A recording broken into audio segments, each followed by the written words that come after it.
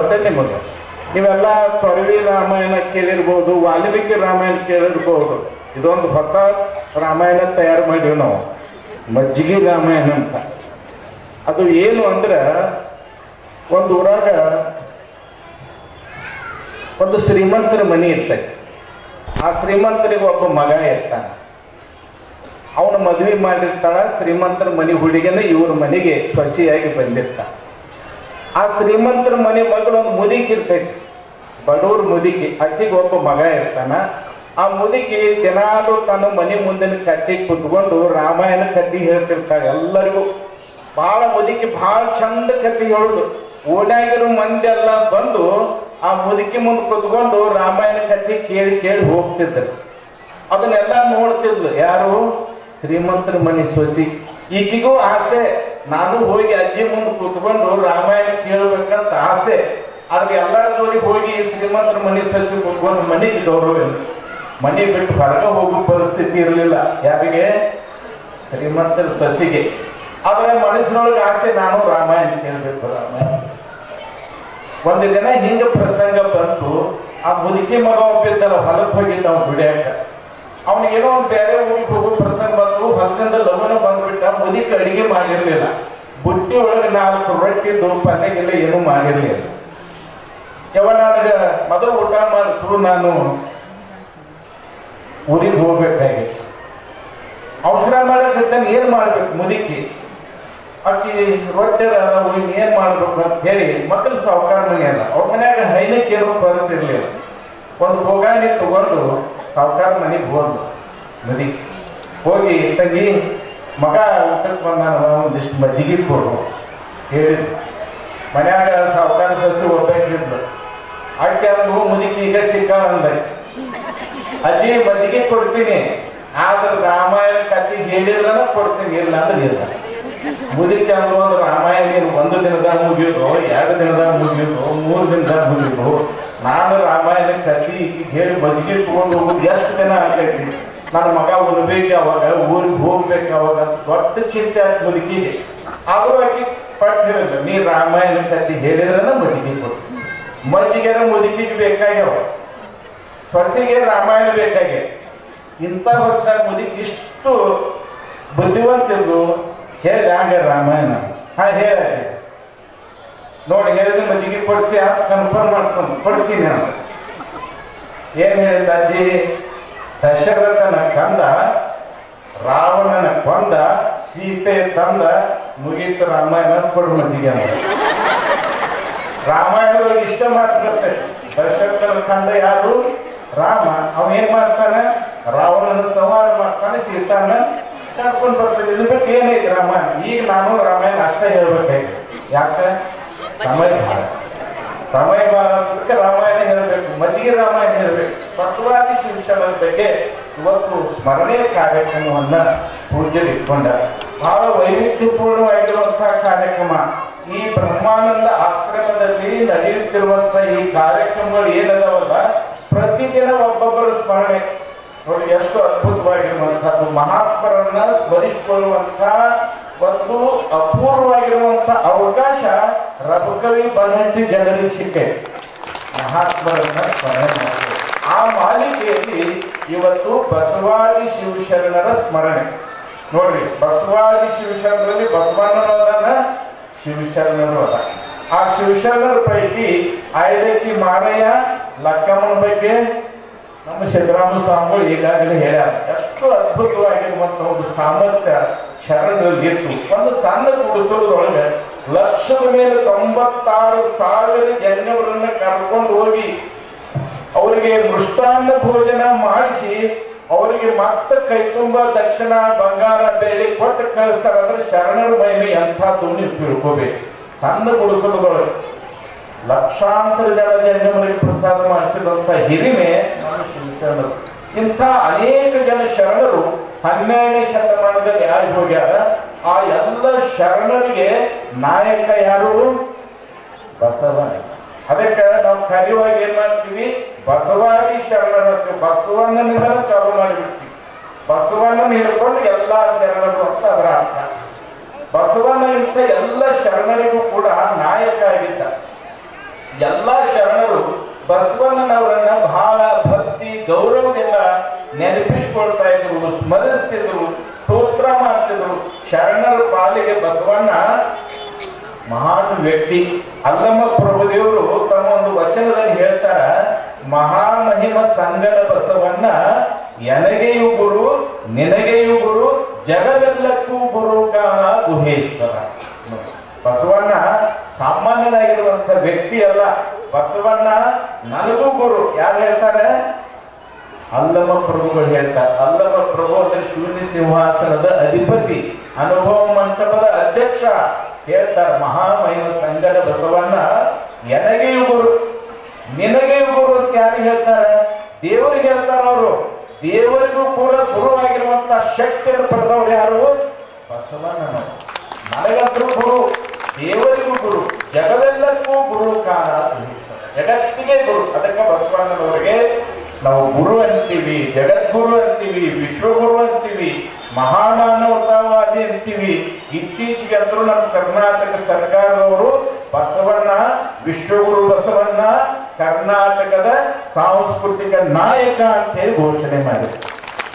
ಅದ್ಭುತವಾಗಿರುವಂತ ಒಂದು ವ್ಯಕ್ತಿ ಬಸವಣ್ಣನವರ ಹಿರಿಮೆಯನ್ನ ಆ ಕಾಲದ ಶರಣರು, ನಂತರ ಬಂದಿರುವಂತಹ ಅನೇಕ ಜನ ಕವಿಗಳು, ಸಾಹಿತಿಗಳು, ಮಹಾತ್ಮರು ಎಷ್ಟು ಸ್ಮರಿಸಿಕೊಂಡಾರಂದ್ರ ಅದನ್ನ 1, 2, 3 ದಿನದಲ್ಲಿ ಹೇಳಲಿಕ್ಕೆ ಸಾಧ್ಯ ಇಲ್ಲ. ಅಷ್ಟು ಬಸವಣ್ಣನವರನ್ನ ಅವರು ಸ್ಮರಿಸಿಕೊಳ್ತಾವ. 12ನೇ ಶತಮಾನದ ಶರಣರ ಪಾಲಿಗೆ ಬಸವ ಅನ್ನುವಂತ 3 ಅಕ್ಷರಗಳೇ ಮಂತ್ರ ನೆನಪಿನಾಗಿತ್ತು. ಬಸವ ಅನ್ನುವಂತ 3 ಅಕ್ಷರಗಳು ಬಸವ ಬಸವ ಬಸವ ಅಂತೇಳಿ ಅವರು ತಮ್ಮ ಬದುಕನ್ನ ಸಾಗಿಸ್ತಾ ಇದ್ರು. ಮಡಿವಾಳ ಮಾಚಿ ತಂದೆಯವರು ಹೇಳ್ತಾರ, ಬಸವ ಬಸವ ಬಸವ ಎನ್ನದವನ ಭಕ್ತಿ ಶೂನ್ಯ ಕಾಣ ಕಲಿದೇವರ ದೇವ. ನಾವೆಲ್ಲ ಭಕ್ತಿ ಮಾಡ್ತೀವಿ, ನಾವು ಬಸವ ಬಸವ ಬಸವ ಅನ್ಲಾರ್ದನ ಬಸವಣ್ಣನವರನ್ನ ಸ್ಮರಿಸಲಾರ್ದನ ಭಕ್ತಿ ಮಾಡಿದ್ರೆ ಅದು ಭಕ್ತಿ ನಿರರ್ಥಕ, ಶೂನ್ಯ ಕಾಣ. ಅದಕ್ಕೆ ಬಸವ ಬಸವ ಬಸವ ಅಂತ ಹೇಳಿ ಅವರೆಲ್ಲ ನಿತ್ಯವೂ ಬಸವಣ್ಣನವರನ್ನ ಸ್ಮರಿಸಿಕೊಳ್ತಾ ಇದ್ರು. ಇವತ್ತಿಗೂ ಕೂಡ ನಮ್ಮ ಗ್ರಾಮೀಣ ಜನ ಬಸವಣ್ಣನವರು ನೆನಪಿಸ್ಕೊಳ್ತಾರೆ. ಕೂತ್ಕೊಳ್ಳುವಾಗ ನೆನೆಸ್ತಾರ, ಏಳುವಾಗ ನೆನೆಸ್ತಾರ, ಮಲಗುವಾಗ ನೆನೆಸ್ತಾರ, ಊಟ ಮಾಡುವಾಗ ನೆನೆಸ್ತಾರ. ಹಳ್ಳಿ ಒಳಗ ಶಿವನೇ ಬಸವ ಬಸವ ಶಿವನೇ, ಶಿವನೇ ಬಸವ ಬಸವ ಶಿವನೇ.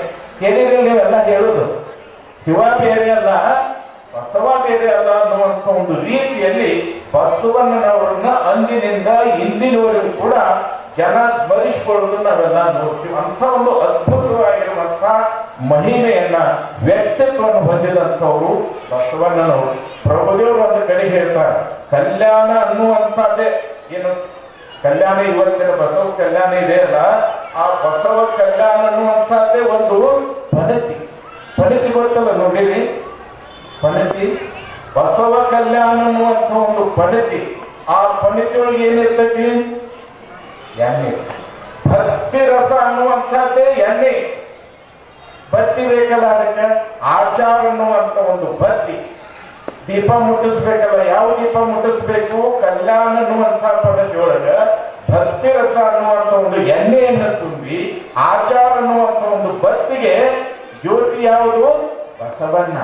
ಬಸವಣ್ಣನೆಂಬ ಜ್ಯೋತಿಯ ಮುಟ್ಟಿಸಲು ತೊಡಗಿ ಬೆಳಗುತ್ತಿತ್ತಯ್ಯ ಶಿವನ ಪ್ರಕಾಶ ಅಂತ ನೋಡಿ. ಬಸವಣ್ಣ ಅನ್ನುವಂಥ ಒಂದು ಜ್ಯೋತಿಯನ್ನ ಆ ಭಕ್ತಿ ರಸ ಅನ್ನುವಂಥ ತೈಲದಲ್ಲಿರುವಂಥ ಆಚಾರದ ಭಕ್ತಿಗೆ ಸ್ಪರ್ಶ ಮಾಡಿದ್ರೆ ಸಾಕು, ಶಿವನ ಪ್ರಕಾಶ ಹೊರಗಿ ಬೆಳಗ್ತದ. ಅಷ್ಟು ಅದ್ಭುತವಾಗಿರುವಂಥ ಒಂದು ಪ್ರಕಾಶ ಹೊರಗಿರ್ತದಂತ. ಅದಕ್ಕೆ ನಮ್ಮ ಜನ ಹಿರಿಯರು ಬಸವಣ್ಣನವ್ರು ಏನಂತ ಕರೀತಾರೆ? ಜಗಜ್ಯೋತಿ ಅಂತ ಕರೀತಾರೆ. ಇಡೀ ಜಗತ್ತನ್ನೇ ಬೆಳಗಿದಂಥ ವ್ಯಕ್ತಿ ಯಾರು? ಬಸವಣ್ಣನವರು ಅನ್ನುವಂಥ ಒಂದು ಕಾರಣಕ್ಕಾಗಿ ಜಗಜ್ಯೋತಿ ಅಂತ ನಾವು ಬಸವಣ್ಣವ್ರನ್ನ ಕರಿತೀವಿ. ಅಂತ ಒಂದು ಮಹಾಮಹಿಮ ಮಾನವತಾವಾದಿ, ಎಲ್ಲರಿಗೂ ಲೇಸನ್ನೇ ಬೇಯಿಸಿದಂತ ಒಬ್ಬ ಮಹಾನ್ ವ್ಯಕ್ತಿ ಯಾರು? ಬಸವಣ್ಣನವರು. ಅಂತ ಬಸವಣ್ಣನವರು ಆ ಕಾಲದ ಎಲ್ಲ ಶರಣರಿಗೆ ಅಷ್ಟೇ ಅಲ್ಲ, 21ನೇ ಶತಮಾನದ ಶರಣರಿಗೂ ಕೂಡ ಆರಾಧ್ಯ ದೈವ ಬಸವಣ್ಣನವರನ್ನೇ ಎಲ್ಲರೂ ಸ್ಮರಿಸಿಕೊಳ್ಳೋದು. ಹಾಗೆ ತಿಳ್ಕೊಂಡ್ರು ಬಸವಣ್ಣನವರು ನಾನು ಬಹಳ ದೊಡ್ಡವ ಅಂತ ತಿಳ್ಕೊಳ್ಳಿಲ್ಲ. ಎಲ್ಲಾ ಶರಣರು ನನ್ನ ಹೆಸರೇ ಹೇಳ್ತಾರ, ನನ್ನ ಹೆಸರೇ ಹೇಳ್ತಾರ, ಬಸವ ಅಂತಾರ, ಬಸವ ಅಂತಾರ. ನಾನು ಬಹಳ ದೊಡ್ಡವ ಅಂತ ತಿಳ್ಕೊಳ್ಳಿಲ್ಲ. ಅವ್ರೇನ್ ತಿಳ್ಕೊಂಡ್ರು, ಎನಗಿಂತ ಹಿರಿಯರಿಲ್ಲ, ಶಿವಭಕ್ತರಿಗಿಂತ ಹಿರಿಯರಿಲ್ಲ. ಆ ಭಾವ, ನಾನು ಎಲ್ಲರಿಗಿಂತಲೂ ಸಣ್ಣವ, ನನಗಿಂತಲೂ ಹಿರಿಯರು ಸಣ್ಣವರು ಯಾರೂ ಇಲ್ಲ, ಶಿವಶರಣರಿಗಿಂತಲೂ ಹಿರಿಯರು ಯಾರೂ ಇಲ್ಲ. ನೋಡಿ, ಅಷ್ಟು ಬಹಳ ನಮ್ಮ ವಿನಯವಂತಿಕೆಯನ್ನು ಅವರು ತೋರಿಸಿದ ಕಾರಣ, ನಾನು ಎಲ್ಲರಿಗೂ ಕಿರಿಯ ಅಂತ ಹೇಳಿಕೊಂಡ ಕಾರಣ ಅವರು ಎಲ್ಲರಿಗಿಂತಲೂ ದೊಡ್ಡವರಾಗಿದ್ದಾರೆ. ಯಾರು ನಾನು ಬಹಳ ದೊಡ್ಡವ ಅಂತ ಹೋಗ್ತಾರ ಅವ್ರು ಎಲ್ಲರಿಗಿಂತಲೂ ಸಣ್ಣವರಾಗ್ತಾರೆ. ಎಲ್ಲರಿಗಿಂತಲೂ ಸಣ್ಣವ ಅಂತ ಯಾರು ತಿಳ್ಕೊಳ್ತಾರೆ ಅವರು ಎಲ್ಲರಿಗಿಂತಲೂ ಎತ್ತರಕ್ಕೆ ಬೆಳೀತಾರೆ. ಅದು ಬಸವಣ್ಣನವರ ಒಂದು ಮಹೋನ್ನತ ಗುಣ. ಈ ಗುಣ ಯಾರಲ್ಲಿ ಇರ್ತದೆ ಅವರೇ ನಾಯಕರಾಗೋದು.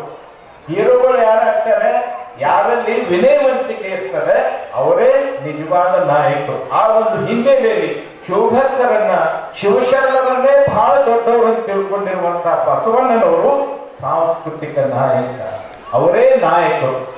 ಅವರು ಶರಣರನ್ನು ಎಷ್ಟು ಗೌರವಿಸ್ತಾ ಇದ್ರು ಅಂದ್ರೆ, ಶರಣರ ಬರವೆನಗೆ ಪ್ರಾಣ ಜೀವಾವಯ ಅಂತಾರವರು. ಶರಣರು ನನ್ನ ಮನೆಗೆ ಬಂದ್ರೆ ನನಗೆ ಪ್ರಾಣ ಬಂದಂಗಾಗ್ತದೆ. ಶರಣರು ಇಲ್ಲಿಂದ ಹೋಗಿಬಿಟ್ರು ಅಂದ್ರೆ ನನ್ನ ಪ್ರಾಣ ಹೋಗಿಬಿಡ್ತಾರೆ, ಶರಣರ ಜೊತೆಗೆ ಹೋಗಿಬಿಡ್ತಾರೆ. ಅಷ್ಟು ಶರಣರನ್ನ ಗೌರವಿಸಿದಂತ ವ್ಯಕ್ತಿ ಯಾರು, ಬಸವಣ್ಣನವರು. ಒಂದು ವಚನ ಹೇಳಿ ಮುಗಿಸ್ತೇನೆ.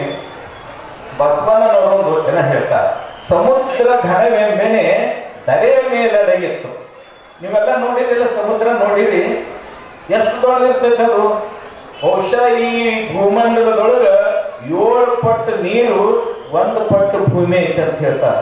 ಅಷ್ಟು ದೊಡ್ಡದು ಸಮುದ್ರ, ಸಾಗರ ಅಷ್ಟು ದೊಡ್ಡದು. ಅಂಥ ಸಾಗರ ಬಹಳ ದೊಡ್ಡದು ಅಂತ ನಾವು ಹೇಳ್ಬೇಕಂದ್ರೆ ಧರೆಯ ಮೇಲಡಗಿದೆ. ಸಾಗರಕ್ಕೆ ಆಧಾರ ಯಾವುದು, ಭೂಮಿ. ನೀರು ಎಲ್ಲಿ ನಿಲ್ತದ, ಅದು ಭೂಮಿ ಮೇಲೆ ನಿಲ್ತದ. ಅದಕ್ಕೆ ಬಹಳ ಭೂಮಿ ದೊಡ್ಡದು. ಭೂಮಿ ದೊಡ್ಡದು ಅಂತ ನಾನು ತಿಳ್ಕೋಬೇಕಂದ್ರೆ ಆದಿಶೇಷನ ಫಣಾಮಣಿಯ ಮೇಲೆ ಅಡಗಿತ್ತು. ಆದಿಶೇಷ ತನ್ನ ಹೆಡೆಯ ಮೇಲೆ ಭೂಮಿಯನ್ನ ಹೊತ್ತುಕೊಂಡಂತ ಪುರಾಣದೊಳಗೆ ಹೇಳ್ತಾರೆ. ಯಾರು ದೊಡ್ಡವರಂಗಾಯ್ತು, ಆದಿಶೇಷ. ಇನ್ನು ಆದಿಶೇಷ ದೊಡ್ಡವನು ತಿಳ್ಕೋಬೇಕಂದ್ರೆ ಪಾರ್ವತಿ, ಶಿವನ ಹೆಂಡತಿ ಪಾರ್ವತಿ ಏನ್ ಮಾಡ್ಯಾರ, ಆದಿಶೇಷನನ್ನ ತನ್ನ ರಟ್ಟಿಯೊಳಗ ಕಿರುಕುಣಿಕೆಯಾಗಿ ಮಾಡ್ಕೊಂಡ. ರಟ್ಟಿ ಬಂದಿತ್ತ ನೋಡಿರಲ್ಲ, ಅದು ನಾಗರ ಹಾವಿನ ಒಂದು ರಟ್ಟಿ ಬಂದ. ಅಂತ ಆದಿಶೇಷನನ್ನೇ ಪಾರ್ವತಿ ಏನ್ ಮಾಡ್ಕೊಂಡ್ರು, ತನ್ನ ರಟ್ಟಿ ಬಂದ್ ಮಾಡ್ಕೊಂಡು ಕಿರುಕುಣಿಕೆ ಮಾಡ್ಕೊಂಡು. ಪಾರ್ವತಿ ಬಹಳ ದೊಡ್ಡ ಕೆನ್ನಕ್ಕಾಗ್ತದೇನು, ಪರಶಿವನ ಅರ್ಧಾಂಗಿನಿ ಆದಳು, ಶಿವನ ಅರ್ಧಾಂಗಿನಿ, ಶಿವನ ಹೆಂಡತಿ. ಹಾಗಾದ್ರೆ ಶಿವ ದೊಡ್ಡವನೇನು ಪ್ರಶ್ನೆ ಮಾಡ್ತಾರೆ ಬಸವಣ್ಣವರು. ಶಿವ ದೊಡ್ಡವನೇನು ಇಲ್ಲ. ಅವ್ರೇನ್ ಹೇಳ್ತಾರ, ಶಿವ ಘನವೆಂಬೆನೆ ನಮ್ಮ ಕೂಡಲ ಸಂಗನ ಶರಣರ ಮನದ ಮೊನೆಯ ಕೊನೆಯ ಮೇಲೆ ಅಡಗಿದನು ಅಂತ ನೋಡಿದ್ರೆ. ಶಿವ ಬಹಳ ದೊಡ್ಡವಲ್ಲ, ಅವ್ನು ಎಷ್ಟು ಸಣ್ಣವ ಅಂದ್ರೆ ನಮ್ಮ ಶರಣರ ಮನಸ್ಸಿನ ತುದಿ ಇರ್ತದಲ್ಲ, ಅಂತ ಒಂದು ತುದಿಯ ಕೊನೆಯ ಮೇಲೆ ಅಡಗಿದನು ಅಂತ ನೋಡಿ. ಶಿವನು ಕೂಡ ಅಷ್ಟು ಸಣ್ಣವ. ದೊಡ್ಡವರು ಯಾರು, ಶರಣರು. ಶರಣರ ಮನಸ್ಸಿನ ಮೊನೆಯ ಕೊನೆಯ ಮೇಲೆ ಅಡಗಿದನು ಅಂತ ಹೇಳ್ಬೇಕಾದ್ರೆ ಶರಣರು ಎಷ್ಟು ದೊಡ್ಡವರು ಅನ್ನೋದನ್ನು ಬಸವಣ್ಣವರು ತಿಳ್ಕೊಂಡಾರೆ. ಒಂದು ಅದ್ಭುತವಾಗಿರುವಂತಹ ಶಕ್ತಿ ಆ ಕಾಲದ ಶರಣರಲ್ಲಿ ಇತ್ತು ಅನ್ನೋದನ್ನು ಈ ಸಂದರ್ಭದಲ್ಲಿ ಗಮನಿಸಬೇಕು. ಅದಕ್ಕೆ ಬಸವಣ್ಣನವರನ್ನ ಶರಣರು ಬಹಳ ದೊಡ್ಡವರು ಅಂತ ತಿಳ್ಕೊಂಡ್ರು, ಬಸವಣ್ಣನವರು ಶರಣರೇ ಬಹಳ ದೊಡ್ಡವರು ಅಂತ ತಿಳ್ಕೊಂಡ್ರು. ಒಂದು ಕಡೆ ಹೇಳ್ತಾರ, ಉಪಮಿಸಬಾರದ ಉಪಮಾತೀತರು, ಕಾಲ ಕರ್ಮರಹಿತರು, ಭವವಿರಹಿತರು, ಕೂಡಲ ಸಂಗಮ ದೇವ ನಿಮ್ಮ ಶರಣರು. ಎಷ್ಟು ಅದ್ಭುತ ಹೇಳ್ತಾರೆ. ಶರಣರನ್ನ ವರ್ಣಿಸಲಿಕ್ಕೆ ಸಾಧ್ಯ ಇಲ್ಲ. ಉಪಮಿಸಬಾರದ ಉಪಮಾತೀತರು, ಅವರನ್ನ ಹೊಗಳಲಿಕ್ಕೆ ಸಾಧ್ಯ ಇಲ್ಲ. ಅವರನ್ನು ಹೊಗಳಬೇಕಂದ್ರೆ ನಮ್ಗೆ ಶಬ್ದಗಳು ಸಾಲುವುದಿಲ್ಲ. ನಮ್ಮ ವರ್ಣನೆಗೆ ಅತೀತವಾಗಿರುವಂತ ವ್ಯಕ್ತಿತ್ವವನ್ನು ಹೊಂದಿದಂಥವ್ರು ಯಾರು, ಶರಣರು. ಉಪಮಿಸಬಾರದ ಉಪಮಾತೀತರು. ಈಗ ಐದಕ್ಕಿ ಮಾರಯ್ಯ ಲಕ್ಕಮ್ಮನ ಕತ್ತಿ ಹೇಳಿದ್ರು ಅವರು. ಐದಕ್ಕಿ ಮಾರಯ್ಯ ಎಷ್ಟು ದೊಡ್ಡವ ಅಂತ ಹೇಳಿ, ಅವನ ವ್ಯಕ್ತಿತ್ವ ಎಂಥದ್ದು ಅಂತ ಹೇಳಿ ಯಾವುದೋ ಒಂದು ಮಕ್ಕಳಿಗೆ ಒಬ್ಬ ಮಲ್ಲಪ್ಪ ಕಲ್ಲಪ್ಪ ಹೋಲ್ಸಕ್ ಆಗೋದಿಲ್ಲ. ಅವರು ಲಕ್ಕಮ್ಮ ಎಷ್ಟು ದೊಡ್ಡಕ್ಕೆ ಅಂತ ಕೇಳಿದ್ರೆ ಯಾವುದೋ ಸಂಗಮ ಮಲ್ಲವು ಹೋಲ್ಸಕ್ ಆಗುದಲ್ಲ. ಉಪಮೇಸ ಬಾರದ ಉಪಮಾತಿದ್ದರು ಅವ್ರಿಗೆ ಯಾವುದೇ ಹೋಲಿಕೆಯನ್ನು ಕೊಡ್ಲಿಕ್ಕೆ ಸಾಧ್ಯ ಇಲ್ಲ. ಅಂತವ್ರು ಇಂಥವ್ರು ಅವರಂಗಿದ್ರು ಇವರಂಗಿದ್ರು ಅಂತ ಹೇಳಕ್ ಆಗಂಗಿಲ್ಲ. ಉಪಮೇಸ ಬಾರದ ಉಪಮಾತೀತರು ಕಾಲ ಕರ್ಮರಹಿತರು. ನೋಡ್ರಿ, ಅದ್ಭುತವಾಗಿರುವಂತ ಮಾತು ಬಸವಣ್ಣವ್ರ ಶರಣರ ಬಗ್ಗೆ. ಶರಣರು ಕಾಲನನ್ನ ಗೆದ್ದವರು.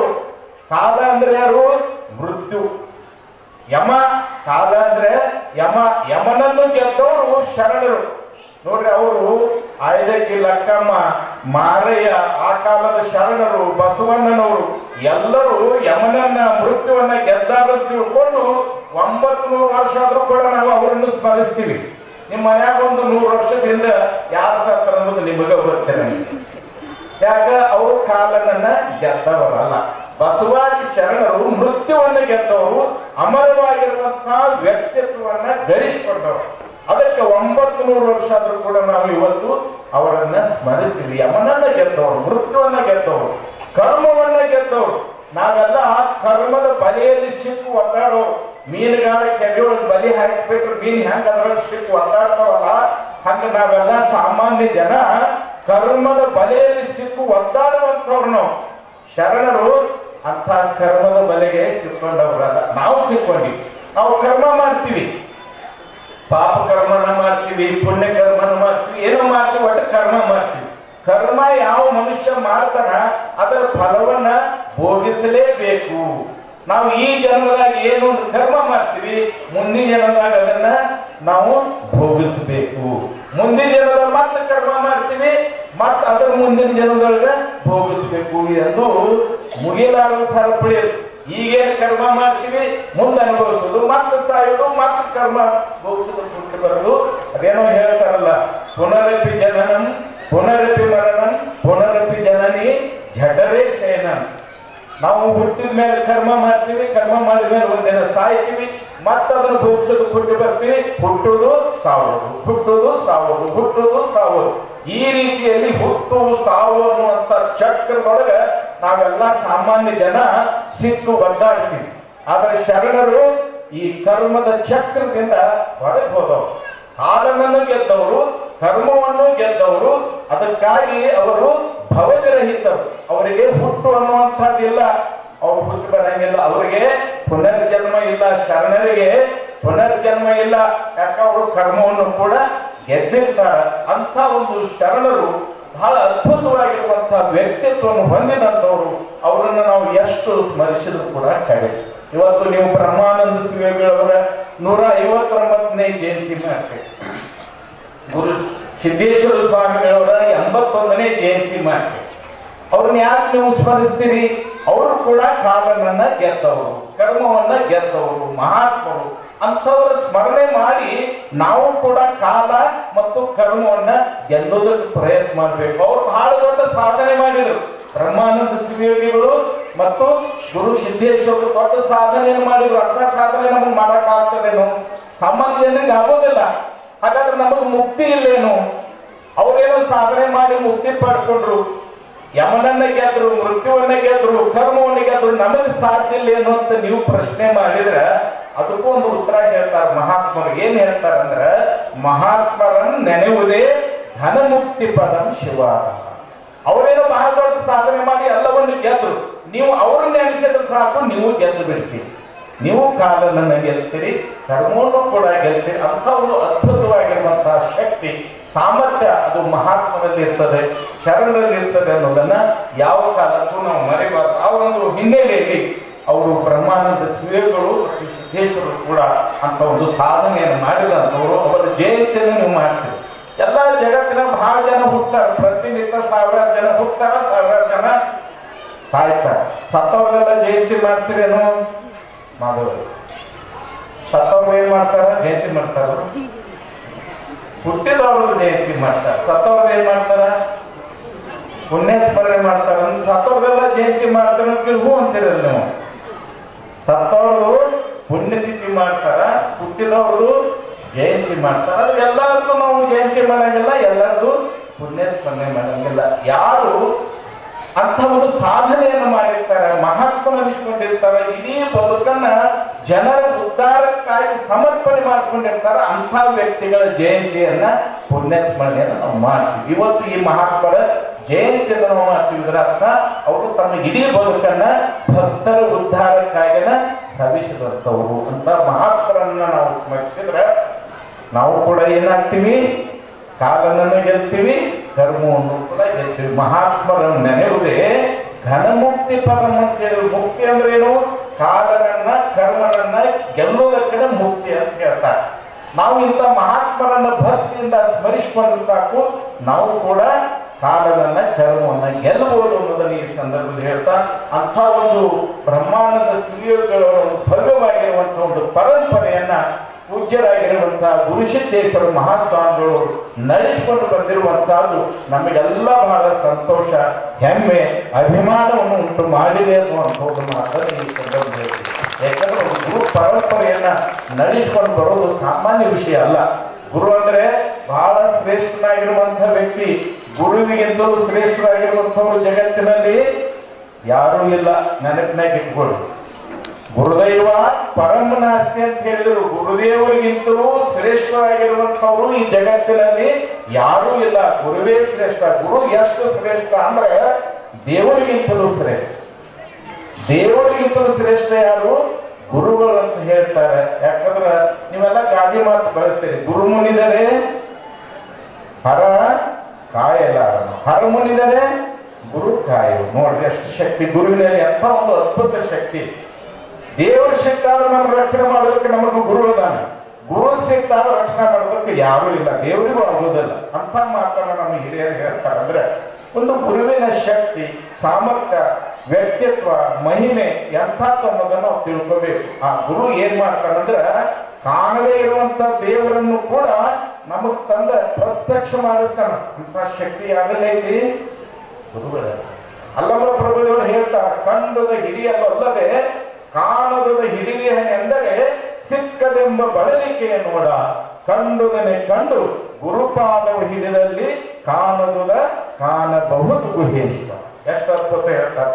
ಯಾವ್ದು ಕಣ್ಣಿಗೆ ಕಾಣಂಗಿಲ್ಲ ಅದನ್ನು ನಾನು ಹುಡುಕ್ತೀನಿ ಅಂತ ಹೋದ್ರೆ ಯಾವ ಕಾಲಕ್ಕೂ ಅದು ಸಿಗುವುದಿಲ್ಲ. ದೇವರನ್ನು ಕಾಣಬೇಕಂತ ಆಸೆ ನಿಮ್ಗೆ ಐತೆ ಇಲ್ಲೋ? ಐತಲ್ಲ. ಆ ದೇವರನ್ನ ಕಾಣಕ್ಕೆ ನೀವು ಎಲ್ಲ ಕಡೆ ಹೋಗಿ ಬರ್ತೀರಿ. ಕೆಲವು ಮಂದಿ ಶ್ರೀಶೈಲಕ್ಕೆ ಹೋಗ್ತಾರ, ಕೆಲವು ಮಂದಿ ಕಾಶಿಗೆ ಹೋಗ್ತಾರ, ರಾಮೇಶ್ವರಕ್ಕೆ ಹೋಗ್ತಾರ, ತಿರುಪತಿಗೆ ಹೋಗ್ತಾರ. ಅದಕ್ಕೆ ಹೋಗ್ತಾರ ನೋಡು, ದೇವರ ದರ್ಶನಕ್ಕೆ ಹೋಗ್ತಾರ, ದೇವರನ್ನ ಕಾಣಬೇಕಂತೇಳಿ ಹೋಗ್ತಾರ. ಯಾರಿಗಾರ ದೇವ್ರ ಕಂಡಾನ? ಹೋಗಿರಲ್ಲ ನೀವೆಲ್ಲ. ದೇವ್ರ ಕಂಡಾನ? ಏನಾದ್ರು ಮಾತಾಡ್ಸಾನ? ಬಾರವ ತಂಗಿ, ರಥಗಳಿಂದ ಯಾವಾಗ ಬಂದಿ, ಮನ್ಯಾಗ ಆರಾಮ ಅದಾರೇನು? ಯಾವ್ದಾದ್ರು ದೇವರು ಗುಡಿಗೆ ಹೋಗ್ತಿರ್ಲ ಕೇಳಾರನ? ಯಾವ ದೇವರು ಕೇಳಿಲ್ಲ. ಯಾಕೆ? ದೇವರು ಕಣ್ಣಿಗೆ ಕಾಣಂಗಿಲ್ಲ. ಕಂಡುದ ಹಿರಿಯಲ್ಲದೆ ಕಾಣದ ಹಿರಿಯನೆಂದರೆ ಸಿಕ್ಕದೆಂಬ ಬದಲಿಕೆ ನೋಡ. ಕಾಣದೇ ಇರುವಂತ ದೇವರನ್ನ ನಾನು ನೋಡ್ತೀನಿ ಅಂತ ಹೋದ್ರೆ ಆ ದೇವರು ನಿನಗೆ ಎಂದೂ ಕಾಣಂಗಿಲ್ಲ. ಬಹಳ ಸ್ಪಷ್ಟವಾಗಿರ್ತಾರೆ. ಎಂದೂ ಕಾಣ. ಬೇಕಾದಲ್ಲಿ ಹೋಗ್ರಿ, ನಾವು ಅಮೇರಿಕಕ್ಕೆ ಹೋಗ್ರಿ, ಜಪಾನ್ಗೆ ಹೋಗ್ರಿ, ಜರ್ಮನಿಗೆ ಹೋಗ್ರಿ, ಎಲ್ಲಿ ದೇವರು ಕಾಣೋದಲ್ಲ. ಹಾಗಾದ್ರೆ ದೇವರನ್ನ ಕಾಣಬೇಕಾದ್ರೆ ಏನ್ ಮಾಡಬೇಕು ಅಂದ್ರೆ ಕಾಣುವಂತ ದೇವರ ಪಾದ ಹಿಡ್ಕೋಬೇಕು ನಾವು. ಕಾಣುವಂತ ದೇವರು ಯಾರು? ಗುರು. ಗುರುವನ್ನ ಆಶ್ರಯಿಸ್ಬೇಕು. ಅವಾಗ ಕಂಡುದನ್ನೇ ಕಂಡು ಗುರುಪಾದವ ಹಿಡಿದಲ್ಲಿ ಕಾಣದ ಕಾಣಬಹುದು. ಗುರುಗಳ ಸೇವೆ ಮಾಡಿ, ಗುರುಪಾದವನ್ನ ಆಶ್ರಯಿಸಿ, ಗುರುವಿನಿಂದ ಉಪದೇಶ ಹೊಂದಿ, ಗುರುವಿನಿಂದ ಜ್ಞಾನವನ್ನು ಪಡ್ಕೊಂಡ್ರೆ ಆ ದೇವರು ನಿಮಗೆ ಕಣ್ಣಿಗೆ ಕಾಣುತ್ತಾನೆ. ಎಲ್ಲಿವರೆಗೂ ಜ್ಞಾನದ ಕಣ್ಣುಗಳನ್ನು ನಾವು ತೆಗೆಯುವುದಿಲ್ಲ ಅಲ್ಲಿವರೆಗೂ ದೇವರು ನಮಗ ಕಾಣಂಗಿಲ್ಲ. ಏನ್ ಕಣ್ಣದವಲ್ಲ ಇವು ಬರೀ ಹೊರಗಿನ ಜಗತ್ತು ನೋಡೋ ಕಣ್ಣಿವು. ದೇವರನ್ನ ನೋಡೋ ಕಣ್ಣುಗಳು ಇವು ಅಲ್ಲ. ಅದಕ್ಕೆ ದೇವರನ್ನ ನಾವು ನೋಡ್ಬೇಕಾಗಿದ್ರೆ ಗುರುವಿನಿಂದ ಜ್ಞಾನದ ಕಣ್ಣನ್ನು ನಾವು ಪಡ್ಕೋಬೇಕು. ಅಂದಾಗ ದೇವರು ನಮಗೆ ಕಾಣ್ತಾನೆ. ಅಂತ ಒಂದು ಕಾಣದೇ ಇರುವಂತ ದೇವರನ್ನು ಕೂಡ ನಮ್ಮ ಅನುಭವಕ್ಕೆ ತಂದು ಕೊಡುವಂತ ಶಕ್ತಿ ಅದು ಕೇವಲ ಗುರುವಿಗೆ ಮಾತ್ರ ಇದೆ ಅಂತ ಹೇಳ್ತಾರೆ. ಅಂತ ಒಂದು ಭವ್ಯವಾಗಿರುವಂತ ಒಂದು ಗುರು ಪರಂಪರೆಯನ್ನ ಪೂಜ್ಯರಾಗಿರುವಂತಹ ಗುರುಸಿದ್ದೇಶ್ವರ ಸ್ವಾಮಿಗಳು ಮಾಡಿಕೊಂಡು ಬಂದಾರ. ನಿಮಗೆಲ್ಲ ನಿತ್ಯವೂ ಪುರಾಣ ಪ್ರವಚನದ ಮೂಲಕ, ಭಾಷಣಗಳ ಮೂಲಕ, ಉಪನ್ಯಾಸದ ಮೂಲಕ ಜ್ಞಾನ ದಾಸೋಹವನ್ನು ನಿರಂತರವಾಗಿ ನಡೆಸ್ತಾ ನಿಮ್ಮನ್ನೆಲ್ಲರನ್ನ ಜ್ಞಾನಿಗಳನ್ನಾಗಿ ಮಾಡುವಂತ ಒಂದು ಮಹಾ ಕೈಂಕರ್ಯವನ್ನ ಪೂಜ್ಯರು ನಡೆಸಿಕೊಂಡು ಬಂದಿರುವಂತಹದ್ದು ಬಹಳ ಸಂತೋಷ ವಿಷಯ. ನೋಡ್ರಿ, ಅವರು ಕನ್ನಡ MA ಮಾಡಿದವರು, ಫಿಲಾಸಫಿಯಲ್ಲಿ MA ಮಾಡಿದವರು, ಇಷ್ಟೆಲ್ಲ ವಿದ್ಯಾಸಂಪನ್ನರಾಗಿದ್ರು ಕೂಡ ಎಷ್ಟು ಸರಳ ಜೀವನವನ್ನು ಅವರು ನಡೆಸ್ತಾರೆ. ಬಹುಶಃ ನಮ್ಮ ಸ್ವಾಮಿಗಳಲ್ಲಿ ಸರಳತೆಗೆ, ಸಜ್ಜನಿಕೆಗೆ ಹೆಸರಾಗಿರುವಂತ ವ್ಯಕ್ತಿಗಳು ಯಾರು ಅಂದ್ರೆ ಪೂಜ್ಯರಾಗಿರುವಂತ ಗುರುಸಿದ್ದೇಶ್ವರ ಸ್ವಾಮಿಗಳು. ವಿದ್ಯಾ ವಿನಯ ಸಂಪನ್ನರು. ನಾವು ಬಹಳ ವಿದ್ಯಾ ಪಡ್ಕೊಂಡಿದ್ದೀವಿ, ವಿನಯ ಇರಲಿಲ್ಲ ಅಂದ್ರೆ ನಾವು ಪಡೆದಿರುವಂತ ವಿದ್ಯೆಗೆ ಏನೂ ಬೆಲೆ ಇಲ್ಲ. ನಮ್ಮ ವಿದ್ಯೆಗೆ ಬೆಲೆ ಬರಬೇಕಾಗಿತ್ತು ಅಂದ್ರೆ ಆ ವಿದ್ಯೆ ಜೊತೆಗೆ ಏನಿರಬೇಕು? ವಿನಯ ಇರಬೇಕು. ಅಂಥ ಒಂದು ವಿನಯವಂತಿಕೆಯನ್ನ ತಮ್ಮ ಬದುಕಿನಲ್ಲಿ ರೂಢಿಸಿಕೊಂಡಿರುವಂತವರು ನಮ್ಮ ಪೂಜ್ಯರಾಗಿರುವಂತ ಗುರುಸಿದ್ದೇಶ್ವರ ಸ್ವಾಮಿಗಳು. ವಿದ್ಯಾ ವಿನಯ ಸಂಪನ್ನರು. ಅವರೆಲ್ಲ ಭಕ್ತರ ಕಲ್ಯಾಣಕ್ಕಾಗಿ, ಭಕ್ತರ ಏಳಿಗೆಗಾಗಿ ಅವರು ನಿರಂತರವಾಗಿ ಜ್ಞಾನದಾಸರು ಮಾಡುವಂತ ಒಂದು ಕಾರ್ಯವನ್ನ ನಡೆಸಿಕೊಂಡು ಬಂದಿರುವಂತಹದ್ದು. ಅದರ ಜೊತೆಗೆ ಇವತ್ತು ಇಲ್ಲೊಂದು ಮಹತ್ವದ ಪುಸ್ತಕ ಬಿಡುಗಡೆ ಆಯ್ತು. ನಿಮ್ಗೆ ಯಾರಿಗಾರ ಯಾವ ಪುಸ್ತಕ? ನಮ್ಮ ರಬಕವಿ. ನೋಡಿ, ಅದ್ಭುತವಾಗಿರುವಂತ ಒಂದು ಪುಸ್ತಕ. ಒಂದು ವರ್ಷದಿಂದ ಪೂಜ್ಯ ಶ್ರೀಗಳು ಅದನ್ನು ತಂದು ನನ್ನ ಕೈಯಾಗ ಕೊಟ್ಟಿದ್ರು. ಅದನ್ನು ಓದಿದೆ. ಇದರ ಬಗ್ಗೆ 4 ಮಾತು ಬರೀರಿ ಅಂದ್ರು, ಬರೆದೆ ನಾನು. ಅಂತ ಒಂದು ಅದ್ಭುತವಾಗಿರುವಂತಹ ರಬಕವಿಯ ಎಲ್ಲ ಇತಿಹಾಸವನ್ನು ತಿಳಿಸಿಕೊಡುವಂತ ಒಂದು ಮಹತ್ವದ ಪುಸ್ತಕ. ಅದರಲ್ಲಿ ಇತಿಹಾಸ ಇದೆ, ಚರಿತ್ರೆ ಇದೆ, ಸಮಾಜ, ಧರ್ಮ, ಧಾರ್ಮಿಕ ಆಚರಣೆಗಳ ಬಗ್ಗೆ ಇದೆ. ಈ ಭಾಗದಲ್ಲಿ ಯಾರು ಹೋಗಿರುವಂತ ಮಹಾತ್ಮರ ಚರಿತ್ರೆಗಳು ಅದರಲ್ಲಿ ಅದಾವ. ಇಷ್ಟೆಲ್ಲ ಅದ್ಭುತವಾಗಿರುವಂತ ಒಂದು ಗ್ರಂಥ ಇಲ್ಲಿ ಏನಾಯ್ತು? ಲೋಕಾರ್ಪಣೆ ಆಯ್ತು. ನಮ್ಮ ಕನ್ನಡ ವಿದ್ವಾಂಸರಾಗಿರುವಂತ ಡಾಕ್ಟರ್ BS ಮಾರೆ ಅವರು ಅದನ್ನು ಬಹಳ ಸುಂದರವಾಗಿ ನಮಗೆ ಪರಿಚಯ ಮಾಡಿಕೊಟ್ರು. ಮಾರೆಯವರಂದ್ರೆ ಅವರು ನಮ್ಮ ಕನ್ನಡದ ಒಬ್ಬ ಹೆಸರಾಂತ ವಿದ್ವಾಂಸರು. ಕನ್ನಡ ಭಾಷೆ ಬಗ್ಗೆ ಅವರಿಗೆ ಬಹಳ ಪ್ರೀತಿ, ಅಭಿಮಾನ, ಭಕ್ತಿ, ಶ್ರದ್ಧೆ ಎಲ್ಲವೂ. ಆ ಒಂದು ಭಕ್ತಿ, ಶ್ರದ್ಧೆ, ಅಭಿಮಾನ ಅದು ನಿಮ್ಮಲ್ಲಿಯೂ ಇರಬೇಕು. ಯಾಕೆ?